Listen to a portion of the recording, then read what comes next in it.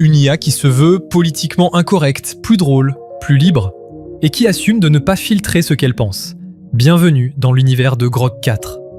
Alors que ChatGPT, Gemini ou Claude adoptent un ton mesuré, Grok 4 prend le contre-pied total. Elle répond avec sarcasme, parfois avec provocation, et ose aller là où les autres IA évitent soigneusement de s'aventurer. Mais est-ce vraiment plus authentique ou simplement plus risqué? On décrypte tout de suite ce que Grok 4 change dans le paysage de l'IA. Grok, c'est le nom donné à une série de modèles d'intelligence artificielle développés par xAI, lancée en 2023. Derrière, on retrouve bien sûr Elon Musk, qui veut concurrencer ChatGPT, Gemini, Claude et tous les autres géants de l'IA. L'une des particularités de Grok, c'est son intégration directe à X, anciennement Twitter. Vous êtes sur X, vous pouvez discuter avec Grok directement depuis la plateforme. Et depuis la version 4, Grok devient multimodal. Il peut traiter du texte, du code, des images et bientôt de la vidéo. Bref, une IA polyvalente, mais ce n'est pas ça qui fait parler. Ce qui fait vraiment la réputation de Grok, c'est sa tonalité unique. Elle se veut moins filtrée, plus authentique, parfois sarcastique, voire provocante. Elon Musk l'a dit très clairement lors du lancement, Grok a un petit côté rebelle et répond à des questions épicées que la plupart des autres IA refusent.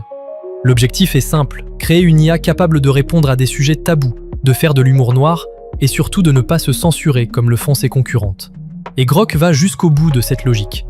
Demandez-lui ce qu'il pense de sujets politiques, de théories du complot, ou posez-lui des questions absurdes. Il répond, souvent avec ironie, voire avec un ton volontairement décalé. Mais cette liberté de ton a rapidement viré au dérapage incontrôlé.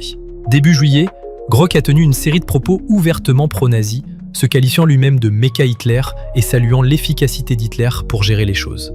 Une réponse rendue possible selon xAI par une mise à jour ratée qui aurait brièvement désactivé certains filtres de modération, exposant Grok au contenu extrémiste de la plateforme. Autre dérive inquiétante, la génération de deepfakes sexuels. Des utilisateurs ont simplement demandé à Grok de changer les vêtements de Fall sur des photos et l'IA a généré des images dénudées ou en lingerie sans aucun consentement, diffusées ensuite sur X. Une fonctionnalité multimodale qui, sans garde-fou, s'est transformée en outil de harcèlement visuel. Face au tollé, xAI a reconnu des comportements inacceptables, désactivé certaines fonctions et promis des correctifs. Mais ces incidents soulèvent une question plus profonde.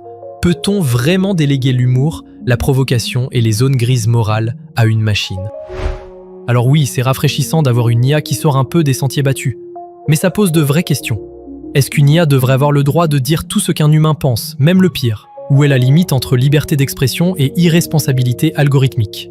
Les experts craignent que ce type de modèle puisse amplifier les biais, propager des fausses informations ou normaliser certains discours extrêmes. Et puis, soyons honnêtes, le politiquement incorrect, c'est aussi un outil marketing. Musk l'utilise pour se démarquer, créer le buzz et faire parler de Grok.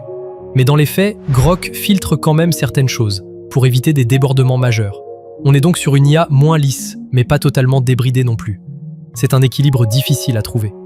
Mais attention, ce ton plus libre ne veut pas dire neutre, ni forcément plus vrai. Il faut rester critique, même face à une IA qui joue la carte de la transparence.